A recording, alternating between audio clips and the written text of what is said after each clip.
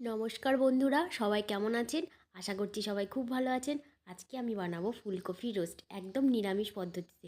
তার জন্য এখানে লাগছে ফুলকপি, এখানে গুঁড়ো মশলা, কাজু বাদাম ভিজিয়ে রেখেছি, গোটা গরম মশলা, ধনে গুঁড়ো, জিরের গুঁড়ো আর লঙ্কা গুঁড়ো, সামান্য লবণ, হলুদ, সাদা তেল, টমেটো, আদা, কাঁচা লঙ্কা নিয়ে নিয়েছি। কড়াই বসিয়ে দিয়েছি, কড়াই গরম হয়ে গেছে। কড়াইয়ের মধ্যে দিয়ে দেব বেশ খানিকটা পরিমাণ সাদা তেল। সাদা তেলটা গরম হয়ে গেছে, এবার ধুয়ে রাখা ফুলকপিগুলো কড়াইয়ের মধ্যে দিয়ে দেব। ফুলকপিগুলো নাড়াচাড়া করে নেব। পুরো রান্নার ভিডিওটা দেখতে থাকুন, আশা করছি আপনাদের খুব ভালো লাগবে। দিয়ে দেব সামান্য লবণ আর দিয়ে দেব সামান্য পরিমাণে হলুদ। খুব সামান্য পরিমাণে হলুদটা দেব। এরপরে ফুলকপিটা ভেজে নেব।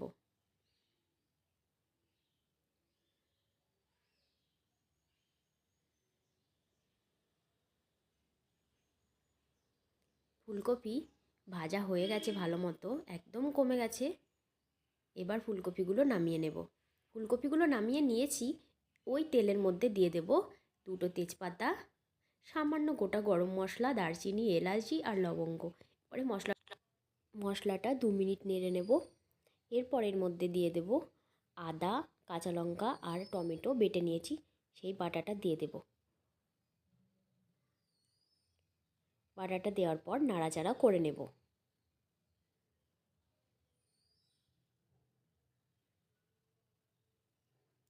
মশলাটা খুব সুন্দর কষানো হয়ে গেছে।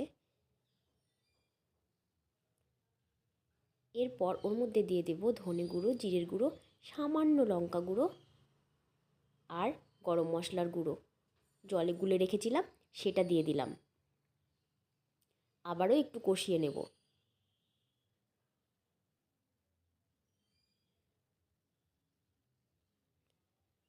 দিয়ে দেব আরও সামান্য পরিমাণ লবণ।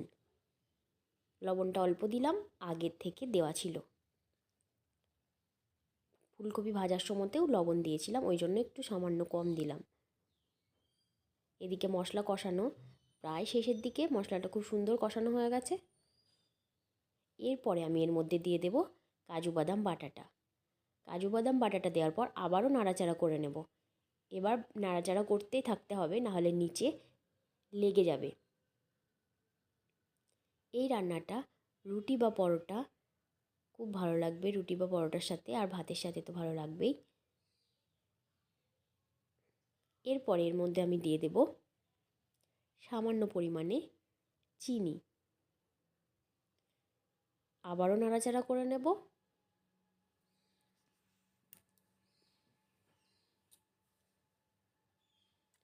ভালো মতো নাড়াচাড়া করা হয়ে গেছে। এরপর এর মধ্যে দিয়ে দেব ভেজে রাখা ফুলকপিটা। ফুলকপিটা দেওয়ার পর ভালো মতো মিশিয়ে নেব মশলার সঙ্গে। আমার রান্নার ভিডিও যদি আপনাদের ভালো লেগে থাকে, প্লিজ একটা লাভ, লাইক, শেয়ার অ্যান্ড কমেন্ট করার অনুরোধ রইল। ভালো মতো মেশানো হয়ে গেছে, খুব সুন্দর হয়েছে দেখতে। এরপর আমি এর মধ্যে দিয়ে দেব সামান্য পরিমাণে গরম জল। গরম জলটা দেওয়ার পর একটু নাড়াচাড়া করে নিয়ে কিছুক্ষণ ফুটতে দেব।